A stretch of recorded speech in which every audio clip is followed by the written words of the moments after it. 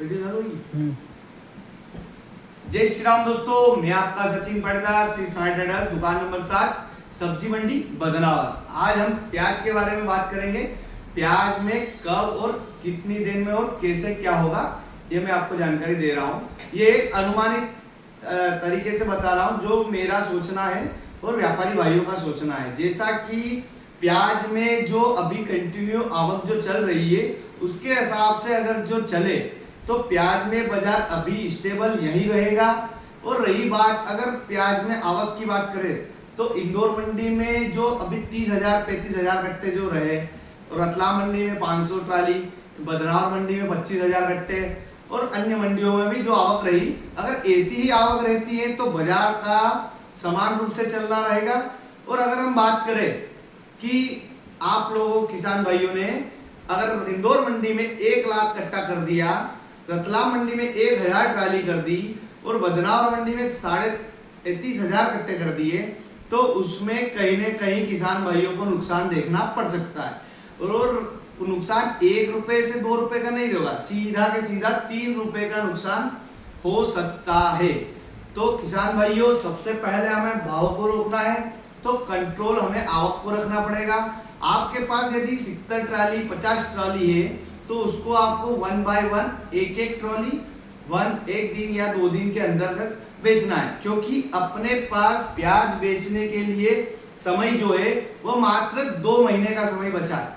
क्योंकि हम साउथ की बात करें, साउथ में नया माल जो चालू हुआ है वो लगभग थोड़ा आसपास की मंडियों में जा रहा है और 2 महीने बाद 1.5-2 महीने बाद वह माल लंबी लाइन पे जाने लग जाएगा।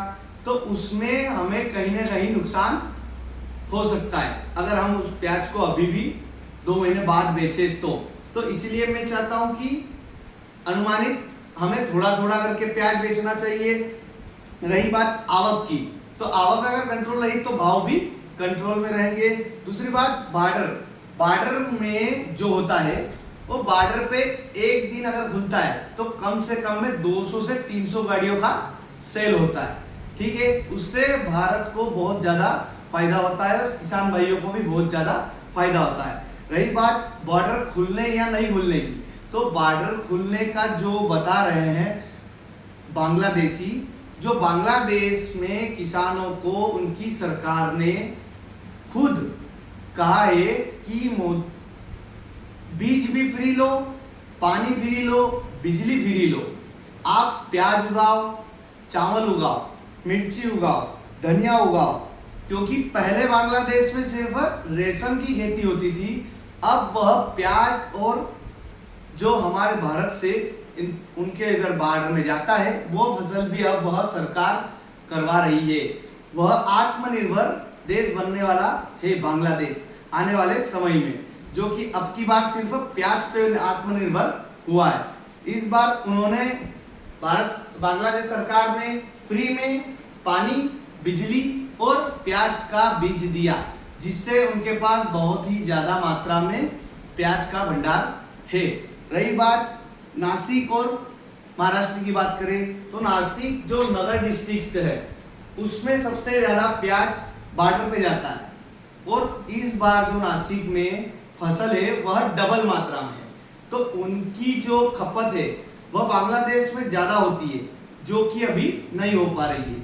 उसका खामियाजा भी महाराष्ट्र में किसान भाइयों को अगर आगे जाके बॉर्डर नहीं खुलता है तो इसका भुगतना पड़ सकता है।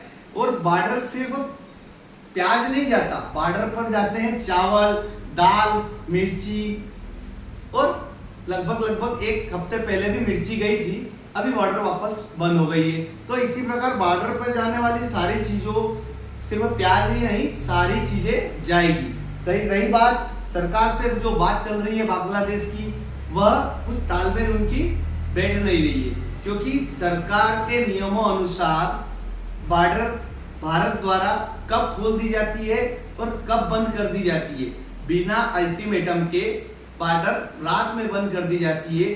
उसके कारण बांग्लादेश खफा है भारत से, क्योंकि मोदी जी जब चाहेंगे तब बॉर्डर खोल सकते हैं और तब जब चाहेंगे तब बंद कर सकते हैं, तो वह उनको भी नुकसान होता है और हमारे इधर भी भारत के किसान भाइयों को और व्यापारी भाइयों का नुकसान होता है। रही बात अब प्याज में साउथ के बारे में, साउथ में अगर बारिश होती है तो वह माल भी डैमेज होगा। और ऑलरेडी भारत में नासिक ले लो, गुजरात ले लो, राजस्थान ले लो, एमपी ले लो, सभी दूर फसलों में डबल उत्पादन आया और डबल फसल लगी थी, जिससे कि खपत कम है और माल ज़्यादा है। इसके कारण भी प्याज में थोड़ा सा भाव का रुकना रहना संभव है। आगे की बात करें हम तो प्याज में अगले महीने क्या होने वाला है मैं बता दूं आपको। एक अनुमानित मेरा अनुमान यह है कि प्याज में अभी जिसका प्याज दागी हो रहा है उसे बेचना चाहिए, और जिसका प्याज अच्छा है उसे लगभग एक ट्राली करके या फिर हफ्ते में एक ट्राली करके उसको निकालना चाहिए। रही बात भाव की, तो भाव एक बार 18 से 20 रुपए वापस टच होगा। एक बार भाव 18 से 20 रुपए बिकेगा। वह कब बिकेगा मैं आपको बताता हूँ। वह एक अनुमानित आंकड़ा बता रहा हूँ कि 5 अगस्त से 15 अगस्त के आसपास, 15 अगस्त के आसपास भी प्याज में डिमांड रहेगी, जो कि 15 रुपए तक प्याज वापस से बिकेगा 5 अगस्त से 15 अगस्त। और रही बात 18 से 20 रुपए भाव अनुमानित कब होंगे, इसका भी मैं आपको बता रहा हूं कि 18 से 20 रुपए के भाव होंगे तो होंगे, वह भी जिसका माल सुपर रहा वह रहेंगे सितंबर में। जी हाँ दोस्तों, आज से 2 महीने बाद, अभी जुलाई चल रहा है, अगस्त सितंबर के महीने में बाजार एक बार 15 रुपए से लगाकर 20 रुपए के बीच में भाव आएंगे। रही बात अब प्याज के निकालने या नहीं निकालने, मेरा अनुमान जहां तक था उतनी जानकारी मैं आपको दे चुका हूं। आपकी मर्जी, आपका माल, आप जब चाहो तब निकाल सकते हैं। मैं फिर पुनः आपको दोहराऊंगा कि जिनका माल दागी हो रहा है उन्हें अभी धीरे धीरे करके निकालना चाहिए, और जिनका माल अच्छा भी है और मान लिया जाए आपके पास 50 ट्रॉली भी है तो आपको एक ट्रॉली पर हफ्ते या 4 दिन में एक बार, हर हफ्ते 2 ट्रॉली बेचना चाहिए। ये मैं आपको अनुमानित आंकड़ा बता रहा हूं कि आपको एक ट्रॉली या हफ्ते में 2 ट्रॉली बेचना चाहिए, धीरे धीरे माल को बेचना चाहिए।